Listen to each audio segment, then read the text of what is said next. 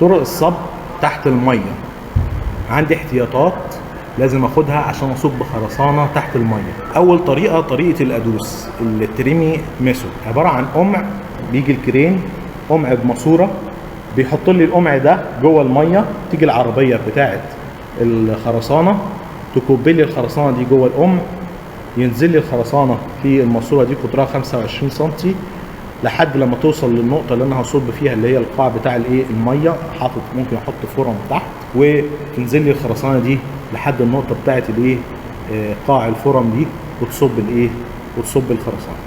الفوهه بتاعه الماسوره دي انا هسيبها جوه الخرسانه دي بتزق الخرسانه الثانيه، انا عندي هيبقى سطح من الخرسانه هو اللي اتعرض للميه المالحه المضره للخرسانه دي، او ممكن ميه تبقى مليانه اتربه وشوائب، مش مشكله الطبقه اللي فوق دي، انما الخرسانه كلها طول ما الفوهه بتاعت الماسوره دي جوه الخرسانه وبتزق الخرسانه الثانيه، الفورمه بتاعتي هتتملي في الاخر بخرسانه كويسه. كل ما خرسانه احس ان التدفق بتاع الخرسانه قل جوه الادوس او جوه الماسوره دي، برفع الماسوره دي شويه بحيث ان هي تسهل من عمليه خروج الخرسانه. الخرسانه دي لازم تبقى درجه تشغيليتها عاليه، السيوله بتاعتها عاليه جدا، الاسلامب بتاعي اختبار الاسلامب بتاعي لو عملته للخرسانه دي الهبوط بتاعي بيبقى ما بين 10 ل 15 سم.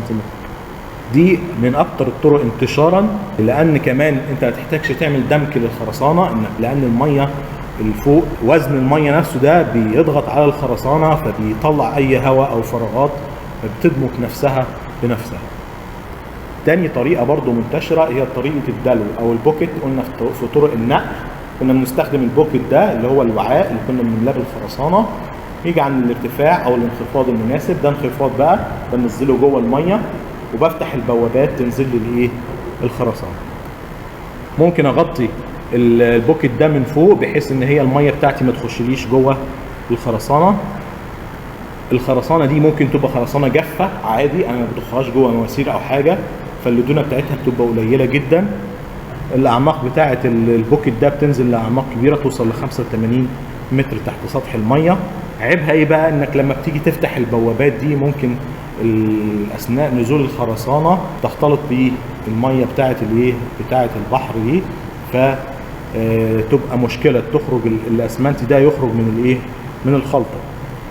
فممكن ان انا جوه البحر اعمل منطقه كده افرغ منها الميه بحيث ان انا عاوز اصب اساسات مثلا لكوبري جوه الميه، فبفرغ كميه الميه دي كلها وانزل بالبوكيت واصب الاساسات بتاعتي سهل جدا. فدي بتبقى للمشاريع الكبيره، انا عندي كميه خرسانه كبيره جدا في مكان واحد، فانا بعمل الكرين وبعمل البوكيت وبعمل الحاجات دي كلها، تكلفتها بتبقى قليله جدا لما اعمل خرسانه كميه كبيره جدا في مكان واحد، والمشروع كله ما فيهوش غير الكميه الكبيره دي قوي شويه كميات صغيره للمشروع البحري، بتوفر لي جدا في تكلفه المشروع. ثالث طريقه بقى منتشره هي طريقه ضخ الخرسانه. البامب بتاعتي بدل ما تضخ الخرسانه تطلعها لي لمسافه عاليه، انا هنزلها جوه الميه لحد الاساسات منسوب اللي تحت عند القاع، وتنزل لي الخرسانه زي طريقه الادوس. مش الادوس كنت بنزل الماسوره لحد تحت بحيث ان الماسوره تبقى دايما جوه الخرسانه، برضو البامب دي الماسوره بتاعتها تبقى دايما جوه الخرسانه. طريقه اكياس الخرسانه، بجيب خرسانه واحطها في باجز اكياس من الجراوت وارصها، انزلها جوه الميه بالكرينز، برضو انزلها جوه الميه على هيئه ارصها زي الطوب كده. ممكن احتاج غواص تحت يرص لي الاكياس الجراوت دي تحت الميه. يبقى انا عندي اكياس الجراوت دي مملاها بالخرسانه لحد تلتينها واقفلها كويس، وتنزل تمسك في بعض جوه جوه الميه. عيبها ان الخرسانه اللي جوه الاكياس دي ممكن اثناء الحركه او حاجه يبقى جواها فراغات كتيره جدا، فالخرسانه ما تبقاش جودتها عاليه قوي.